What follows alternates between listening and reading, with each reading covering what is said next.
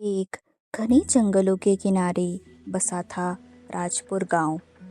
यह गांव अपनी शांति और हरियाली के लिए जाना जाता था, लेकिन इसके भीतर एक पुराना भयानक रहस्य छुपा था।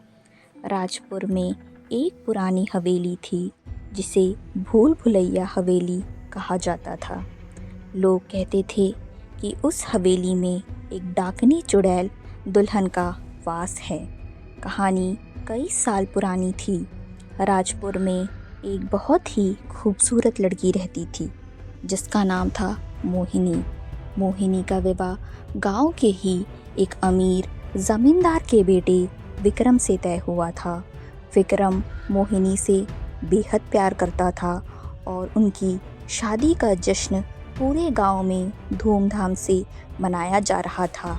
शादी का दिन आया। मोहिनी दुल्हन के जोड़े में किसी अप्सरा से कम नहीं लग रही थी। हल्दी, मेहंदी, संगीत, सब कुछ खुशी खुशी बीत रहा था। रात हुई और बारात हवेली पहुंची। विक्रम अपने दोस्तों और परिवार के साथ नाचता गाता हुआ हवेली के अंदर आया। मोहिनी को मंडप में लाया गया, फेरे हुए, कस्में खाई गई और विवाह संपन्न हुआ।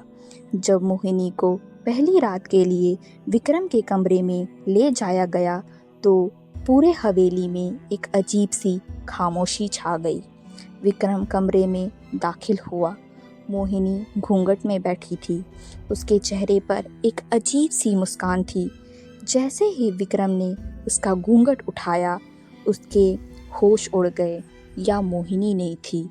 उस चेहरे पर जो सुंदरता थी, अब वह एक भयानक रूप में बदल चुकी थी। उसकी आंखें लाल थी, नाखून लंबे और नोकीले, और उसके पूरे शरीर से एक सड़ी हुई गंध आ रही थी। उसके पैर उल्टे थे। तुम कौन हो? विक्रम ने पूछा। डर के मारे कांपता हुआ विक्रम उस भयानक आकृति ने एक डरावनी हंसी जो पूरे कमरे में गूंज उठी। मैं तुम्हारी दुल्हन हूँ विक्रम, उसने खौफनाक आवाज़ में कहा। लेकिन मैं मोहिनी नहीं, मैं वह आत्मा हूँ जिसे तुमने धोखा दिया था। मैं उस लड़की की आत्मा हूँ जिसे तुमने शादी का झांसा देकर छोड़ दिया था और वह मर गई। मैं एक चुड़ैल हूँ और अब मैं तुम्हारी डाकनी दुल्हन बनकर आई हूँ।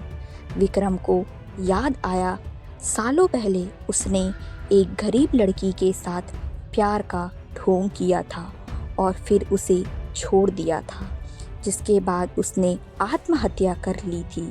और लड़की इसी गांव की थी और उसकी आत्मा वर्षों से प्रतिशोध के लिए भटक रही थी। चुड़ैल ने एक पल में विक्रम को जकड़ लिया। उसकी लंबी लंबी उंगलियां विक्रम के गले में कस गई। विक्रम तड़पता रहा, लेकिन कोई उसकी मदद के लिए नहीं आया। चुड़ैल ने धीरे धीरे उसकी जीवन शक्ति छीन ली थी। सुबह होते होते हवेली में केवल विक्रम का बेजान शरीर पड़ा था और चुड़ैल हवा में गायब हो चुकी थी।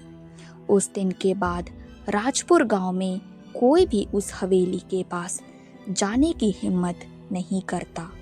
लोग कहते हैं कि आज भी अमावस्या की रात में उस हवेली में एक डरावनी दुल्हन की हंसी और चीख सुनाई देती है, जो नए शिकार की तलाश में भटकती रहती है। राजपुर के लोग आज भी मानते हैं कि जिस किसी लड़के का विवाह होने वाला होता है, उसे उस हवेली के आसपास जाने से रोका जाता है, क्योंकि डाकनी चुड़ैल दुल्हन अब भी अपनी बदले की आग में जल रही है। ऐसे ही इंटरेस्टिंग स्टोरीज़ के लिए हमारी यूट्यूब चैनल रियो स्टोरी बुक को सब्सक्राइब करें।